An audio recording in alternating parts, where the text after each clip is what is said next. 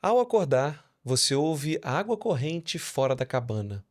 É o seu novo som de fundo todas as manhãs. O dia lá fora é lindo e ensolarado depois da época das chuvas. O rio baixou de novo. Mas olhando a margem do outro lado, você se pergunta: e se o melhor campo for o de lá?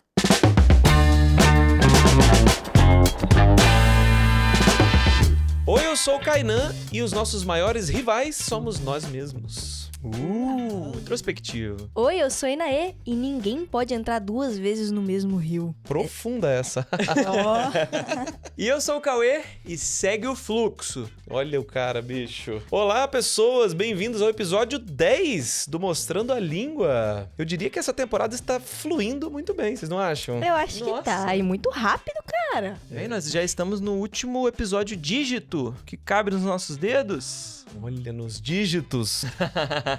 Bom, o episódio de hoje a gente vai se aprofundar nas águas dos rios e dos fluxos para ver onde que essa história vai nos levar. Pois é, velho, a gente esquece que as palavras carregam muito da interação do ser humano com o mundo, né? E como isso acabou surgindo por necessidade. A gente vê como realmente as palavras guardam muito do cotidiano das pessoas, né? De como uma língua é vivida.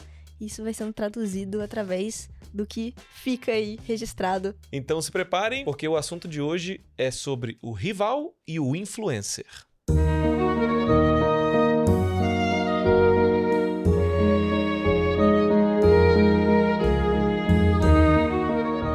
Vocês já repararam que quase toda cidade fica próxima a um rio? Pensa aí, cidades que você conhece. E me diz se não tem um rio nela ou próxima a ela. São Paulo, Rio Tietê. Paris tem Oh, o Rio Sena. pois é, cara, isso revela o impacto que a água de fácil acesso teve pro ser humano. Quando o ser humano começou a plantar, que foi o que fez com que a gente pudesse parar, né? Deixar de ser nômades, não tinha lugar melhor do que um rio, onde você tinha acesso à água, mas também a uma margem fértil, excelente para a agricultura. Acho que todo mundo lembra da aula de história, como que começou o ser humano a plantar e a morar perto do rio. A terra no meio de dois rios, ou meio, rio, Potamos. A Mesopotâmia. Era uma terra onde o ser humano se assentou e começou a plantar, porque era uma terra muito fértil. Essa palavra é do grego, né? Mesopotâmia. Pois é, cara, não à toa essas civilizações antigas têm esses rios famosos, né? Rio Nilo, Tigres. Eufrates. Rio Negro e Solimões.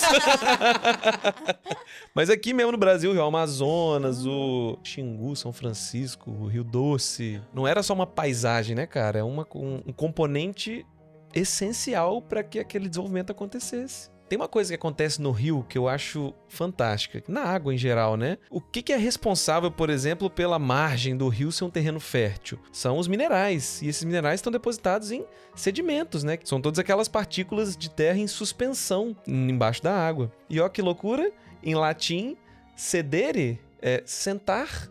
Então, o sedimento é como se fosse aquilo que fica sentado na água, fica em suspensão, fica flutuando ali. Isso acontece também no fundo do mar, né? Por isso que os fundos oceânicos são riquíssimos em minerais e, enfim, para a natureza é um banquete. E aí, ó que interessante, nós estamos falando também da época em que o ser humano deixou de ser nômade, ou seja, deixou de estar em movimento, para ficar sentado em um lugar, para ficar sedere, um sedentário. Por isso o sedentarismo do ser humano, ele deixa de ficar andando pelo mundo pra ficar sentadinho no rio, velho. Caramba, agora ele pode plantar as coisinhas dele, criar os animaizinhos dele. Então o rio acompanhou o ser humano ao longo de muito tempo. E à medida que as civilizações foram evoluindo mesmo, né? Até hoje, né, os rios estão aí, cara. A gente vive perto dos rios. E depende deles, né, pra muitas coisas. E aí, não à toa, isso foi dado na nossa língua, na forma como a gente se refere a essas coisas. Tanto que rio vem do latim rivus, que é rio, água corrente. Pois é, os romanos tinham várias formas de se referir ao rio, né? Várias palavras diferentes, assim como a gente tem hoje. Uma delas falava sobre o movimento da água, de correr, de derramar-se, né? Era fluvius, que vinha do verbo fluere, no latim. O líquido que flui. Exatamente, algo relativo ao fluvius, ao rio, era algo fluvial. Por isso, quando se fala de um líquido em movimento, a gente tem um fluxo. E é muito doido, porque tanto no latim quanto hoje em dia, essas palavras existem tanto no sentido literal quanto metafórico, né? Porque uma água flui, um corpo d'água flui, mas o pensamento também flui, ou o tempo também flui. Nossa, Caraca, que demais, Muito bicho. doido. Por que você tá com essa cara, né? Gente, tem outra palavra no latim pra rio, que era a palavra flumen. No Brasil, no período colonial, eles passaram a chamar as pessoas que viviam no estado do Rio, Flumen, Nossa. de Fluminense. Como tem o paraense, o espírito santense, tem o fluminense. Cara, por causa do rio? Quem vivia no Rio era chamado de uma palavra local, da língua nativa, de carioca, em tupi. E aí tem algumas teorias pra origem da palavra carioca, mas eu sei que a palavra fluminense surgiu, assim, como substituição pro termo carioca. Uma coisa imposta, né? Uhum. Assim como o português foi imposto também, né? Mas aí surgiu o Fluminense e muito tempo depois surgiu o clube de futebol e vambora Fluminense. E vence o Fluminense. É claro que ela queria chegar aí, né? Gente, eu só trouxe essa informação por causa disso. Ainda falando dos romanos do latim, quando eles se referiam a uma costa fluvial ou às margens de um rio, eles usavam a palavra ripa. E aí é daí que vem uma ripária, uma ribeira, que é a margem do rio.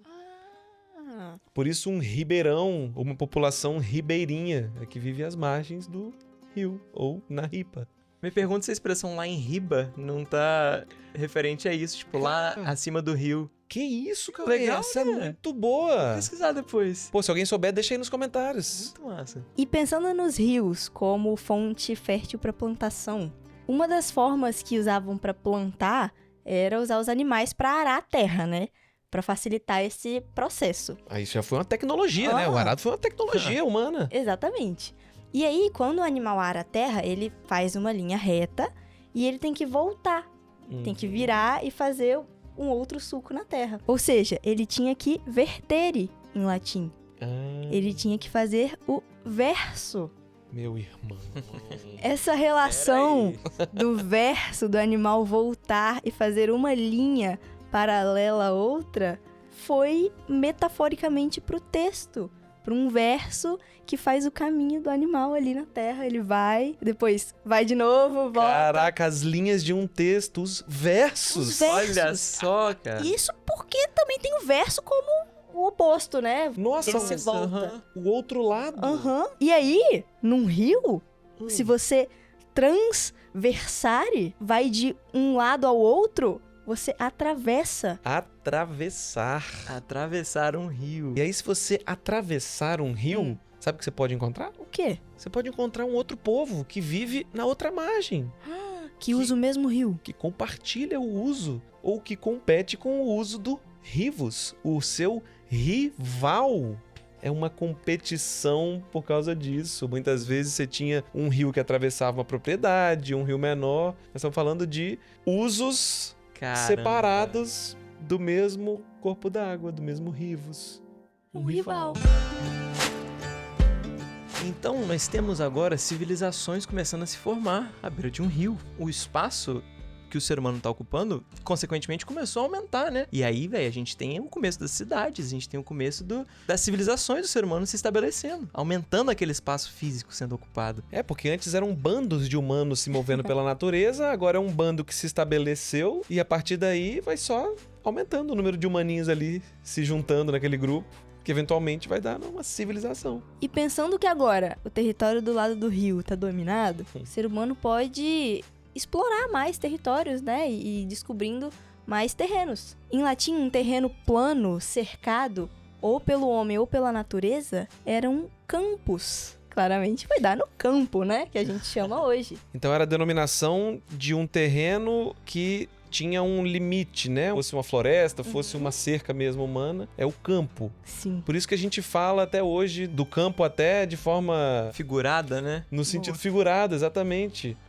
Sei lá, meu campo de atuação. Um campo de estudos, né? Que é algo que tá delimitado ali, né? E olha que maneira, a gente pode pensar também num profissional que vai trabalhar fora, você pode dizer que ele está em campo. Ou uma aula, hoje foi uma aula de campo. Verdade. Uma aula fora, lá fora, no ambiente externo. E tem até mesmo a mesma palavra em latim, campus, como o campus da faculdade, ou no plural, campi.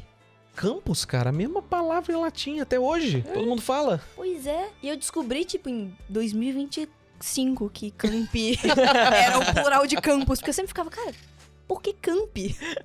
Todo calouro descobre assim. Então o ser humano pôde enxergar essas áreas que estavam sendo expandidas até para outros usos próprios, né? Como expandir plantio, né? A colheita. Então aí você teria, né, a pessoa que trabalha no campo, que tá ali plantando. Você teria o camponês. O famoso camponês. Que é um termo que a gente ainda usa, né? Para as pessoas que moram no campo. Mas a gente tem muito camponês medieval. Pra gente tem até um carinho a mais, né? Eu gosto dele, velho, o camponês medieval. Ele já passou por tantas explicações nossas, mirabolantes. E tem até mesmo pensar na vida, no campo, como um modo de vida. Aquilo relativo ao campo era algo campestre. Olha Então só. tem a vida campestre, Coisa linda. tudo que se relaciona ao campo. Você sabia que tem uma região de campos muito famosa no mundo, que é na França? É uma região conhecida pelos seus vinhos brancos, né? Muito famosos ali, das uvas daqueles campos, né? Do francês, o Champagne. Rapaz! Ou até mesmo se você tiver cogumelos nesses campos, né? O champignon. Nessa região campal, campo? Olha só. E sabe algo que eu tenho pouca coragem, velho?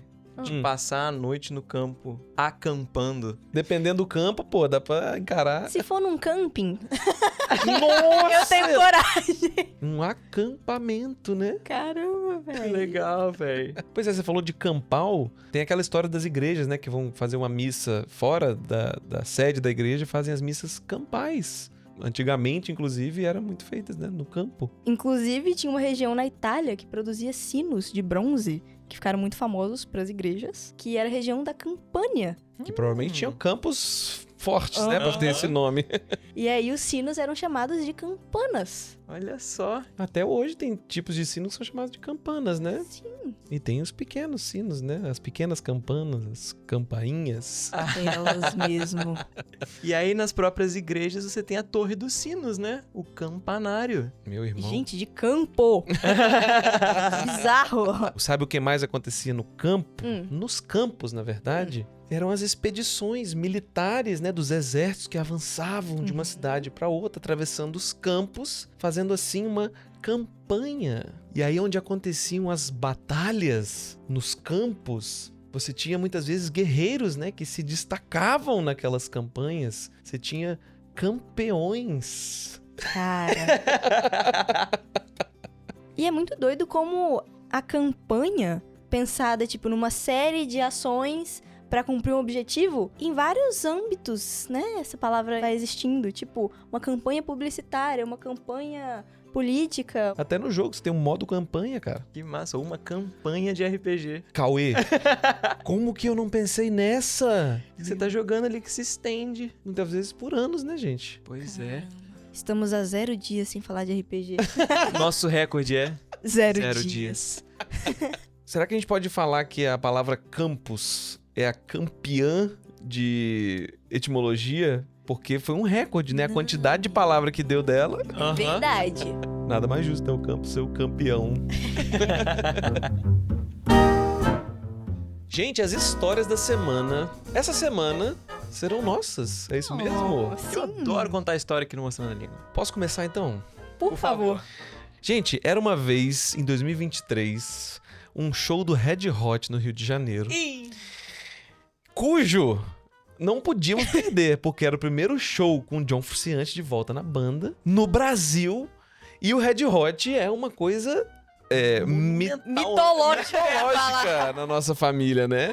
Eu e o Dan, a gente cresceu ouvindo e tocando Red Hot, né? A gente teve várias bandas cover de Red Hot. Enfim, tem uma relação de família. E o Cauê foi também. Eu estava lá. Só que o que a gente não sabia é que o show da Red Hot acontecia no mesmo dia, na mesma noite da final da Libertadores. No Rio de Janeiro, no Maracanã, cujo... Pode falar, Inai. Fluminense estava disputando com o Boca Juniors, Kainan. Exatamente. Quando a gente se deu conta de que a gente iria pro Rio no dia da final do Libertadores e que depois o Fluminense passou pra final, caraca, foi loucura. Mas fomos nós.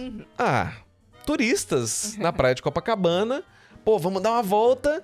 E aí encontramos umas barraquinhas da galera vendendo camisa do Red Hot. E galera vendendo camisa do Fluminense. Perfeito. É o melhor de todos os mundos, cara. É o panteão dos eventos, cara.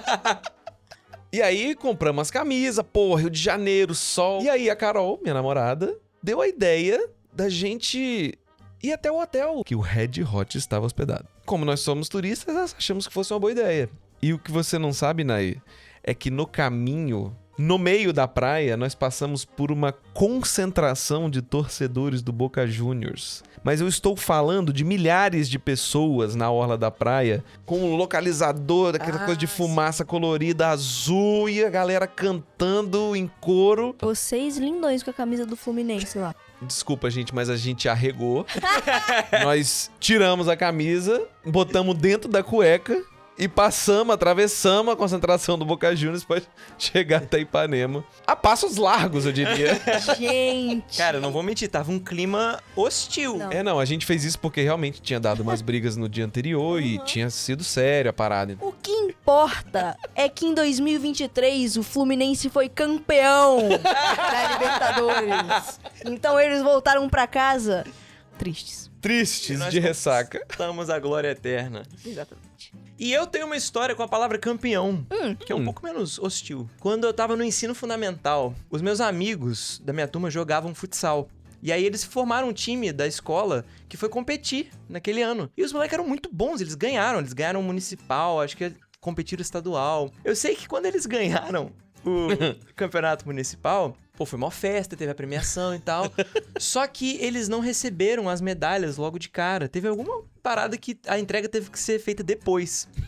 E aí a gente tava num recreio um dia, jogando. A gente andava sempre em grupinho, né? Aquela massa de 12 moleques que vai andando de um lado pro outro. Aí o professor chegou com as medalhas na mão, falando, galera, recebemos aqui, ó, vamos fazer a entrega. O professor foi, entregou pra todo mundo. E sobrou uma medalha. E eu era o único que não tinha feito parte do time campeão. Aí eu lembro de ter falado com o professor, o que você vai fazer com essa medalha? Vou guardar. Você me dá? Vale dizer que o Cauê é obcecado. Era, quando criança, em medalha. Ele queria ganhar medalha e destaque e tal.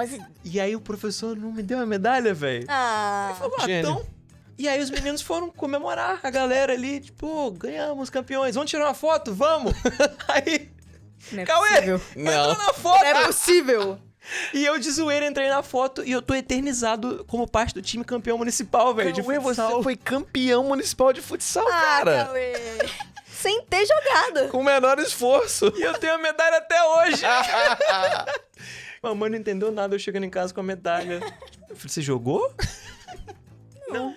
E eu tenho uma história, gente, sobre a palavra influencer. Ai, meu Deus. Envolve vocês, meus irmãos. Que isso? Eita, nós. Essa história aconteceu no TikTok Awards de 2022. Estávamos nós, após a premiação, estávamos muito felizes, né, naquele dia. E Cauê estava com um drink na mão.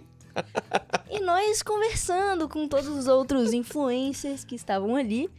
Dentre eles, Diego Cruz, carioca, com seu terno de veludo azul. Azul, Bem bebê. bonito, bem caro devia ser aquele terno, bem, sabe? Uma textura que denotava certo apreço monetário, né, Inaê? Exatamente, Carlão. E Cauê, meu irmão, com seu drink na mão, vira num movimento inocente para trás. Empolgadamente, em câmera lenta. E esbarra no Diego Cruz e derrama o drink, que flui pelo terno azul de veludo do Diego Cruz. Que foi um querido, inclusive, que só falou, verdade. tá tudo bem. Fez Diego, uma... me desculpa, você foi um querido mesmo na hora. Os meninos falam que eu sou desastrado, eu não acredito nisso. Ah, não, né, Cauê? pouquinho. Comprovação científica, cara. Imagina. Coitado, velho. Mas foi na virada, no que eu virei, assim, pra falar com o Kainan, eu acho. Aí, ó. Meu copo esbarrou no braço dele. Assim como ele embarrou no microfone agora. E aí vocês podem ver que a história se prova verdade. Inclusive, se você quiser participar com a sua história, fica de olho no nosso Instagram com as nossas palavras da semana. E participe do episódio que vem. Perto das águas do rio, o som agora é outro. Movimentações, ruas, pessoas. Aqui vivem todas elas juntas. O que deu no ser humano para decidir viver assim? Gente, o campo foi crescendo, as coisas foram se desenvolvendo e, de repente, existem as cidades, que são concentrações muito grandes de pessoas e, enfim, mais população, mais infraestrutura, serviços mais especializados do que o campo. Vocês não acham maluco que uma cidade é só uma consequência do ser humano conseguir produzir alimento em excesso? Aham. É muito louco. Se pensar da natureza pra cá, é só isso que definiu a gente conseguir ter uma cidade, ter alimento. Então, com essa concentração de pessoas, nós estamos falando de uma cultura, né? Um estilo de vida, ou vários estilos de vida, várias culturas acontecendo pelo mundo. No Império Romano, por exemplo, em Roma, os estilos de vida diferentes eram tão concretizados que existiam aqueles que viviam na cidade e aqueles que viviam no campo. Então eles já tinham palavras para se referir a isso. Quem vivia na cidade ou na urbis eram os urbanos. E quem vivia no pagus, que eram os distritos rurais, né, os vilarejos, eram os paganos.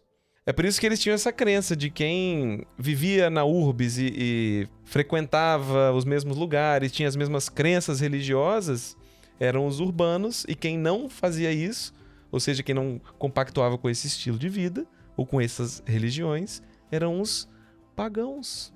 Que legal, cara. Eu acho muito doido pensar nisso, de tipo, quando o Império Romano se converteu ao cristianismo, a notícia foi dada ali, na urbis. Agora, até essa notícia se espalhar, houve uma demora e houve uma certa dificuldade de aceitação dos paganos, dos pagãos.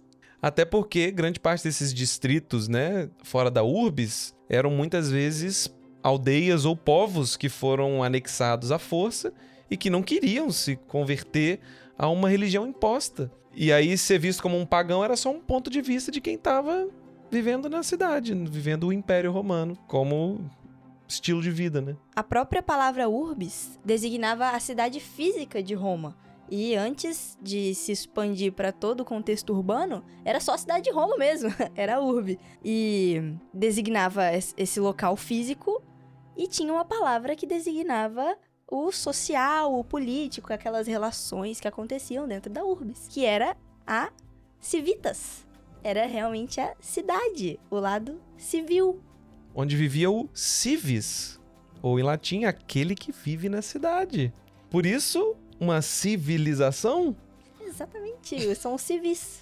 Olha aí. Que legal, cara. Até hoje a gente tem a polícia civil, a investigação, o fórum civil, todas as palavras ainda nos rodeando, né? Inclusive o cidadão, que vive na cidade. Assim como o camponês vive no campo, o aldeão vive na aldeia.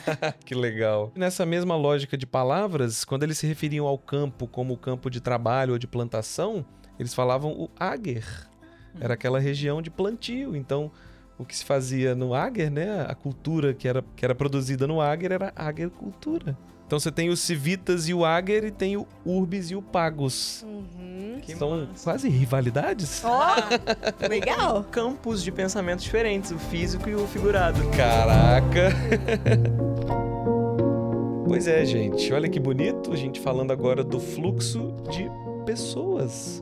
Uma confluência de civilizações diversas habitando o mundo, se desenvolvendo. E cada vez mais trocando entre si, né? Se comunicando. Olha que doideira, imagina, tipo, as várias cidades que foram se formando ao longo de rios diferentes, ao longo da história da humanidade inteira, e que agora a gente pode ter uma troca, uma confluência de culturas diversas e ter todos esses elementos na nossa sociedade, na nossa cidade, na nossa urbis. Numa sociedade que versa para os dois lados, uma sociedade diversa. Meu Deus! Nossa, coisa linda. Ou mesmo em algo que verte como um só, nosso universo. Pois é, o nosso conhecimento se tornando cada vez mais universal, né? Todos nós conhecendo uns aos outros, trocando, compartilhando, evoluindo juntos, né? Ou pelo menos assim deveria ser, né? Idealmente, pois é. Que legal, você falou de universo, é impossível não pensar nas estrelas, né, nos astros. Isso me faz pensar em como essa relação do ser humano com os astros evoluiu ao longo do tempo também. Desde as civilizações mais antigas, a proximidade ou a relação com os astros afetava a nossa vida, afetava o nosso jeito de ser. Antes da ciência como a gente tem hoje, por muito tempo foi assim que a humanidade explicou certos fenômenos, né? Acreditando que havia um fluido que corria dos céus e fluía para a nossa direção, para as nossas vidas. Ou seja, essa força externa afetava o nosso interno. Era uma fluência para dentro, era uma influência.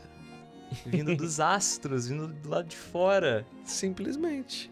Será que os signos têm a ver com isso? Totalmente tem a ver. Os mesopotâmios acho que foram os primeiros a classificar esses signos, dividir, né, nesses fusos que a gente conhece. Massa. Então a gente vem desde lá da antiguidade, passa ali também pela Grécia, onde tem aquela teoria dos humores, né? Aí passa pela Idade Média, passa depois com Allan Kardec, o espiritismo falando sobre o fluido vital e o espiritualismo também falando do fluido sempre como essa coisa invisível que explica diversos acontecimentos.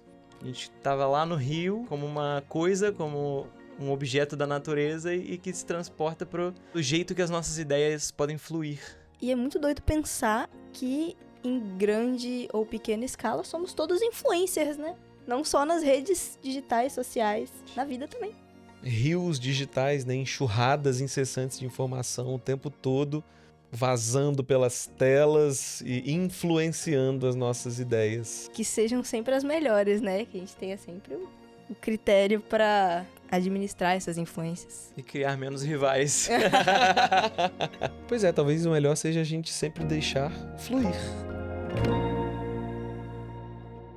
Você acorda e, antes mesmo de abrir a janela, o mundo já entrou na sua casa. Mensagens, opiniões, ideias, tudo flui como uma enxurrada digital. Se a informação flui constantemente, talvez seja a hora de perguntar: pelo que eu estou sendo influenciado? Até semana que vem. O Mostrando a Língua é uma produção do K-Wave.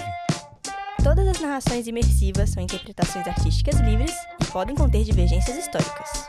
Quer mandar a sua história? Se liga nas palavras da semana pelo nosso Instagram e mande para o nosso e-mail. As informações estão na descrição do episódio.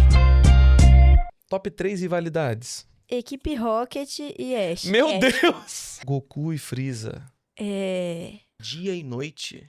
Que isso, Cauê? Cauê? Toma. Link e Ganondorf. Muito bom. Tem Maradona e Pelé, não é não? Rivalidade. Nossa, é Nossa! Messi e Cristiano Ronaldo. PlayStation e Xbox. Nossa! Muito boa a rivalidade. Muito boa.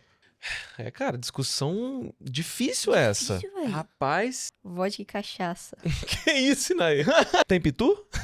Traz.